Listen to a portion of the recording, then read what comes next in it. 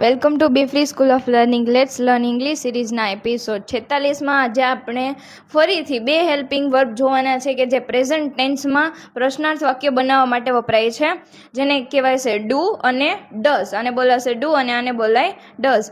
હવે જો તમારા કરતાં આમાંથી કંઈ હશે તો કેની સાથે ડુ અને કેની સાથે ડઝ વપરાય જો. આઈ સાથે ડુ વપરાશે. જો તમારો કરતાં વી હશે તો એની સાથે ડુ વપરાય.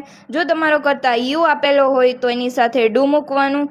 ધેય આપેલું હોય તો એની સાથે પણ ડુ આવશે. જો તમારો કરતાં બહુવચન એટલે કે પ્લુરલ ફોર્મમાં આપેલો હોય તો એની સાથે પણ ડુ વપરાશે.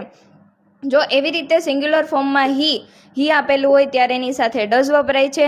શી આપેલું હશે કર્તા તરીકે ત્યારે ડઝ વપરાય છે.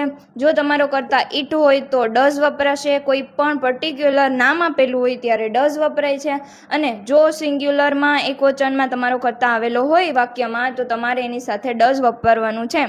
ડુ ડઝ એ નકાર અને પ્રશ્નાર્થ વાક્યમાં વર્તમાન કાળમાં વપરાય છે.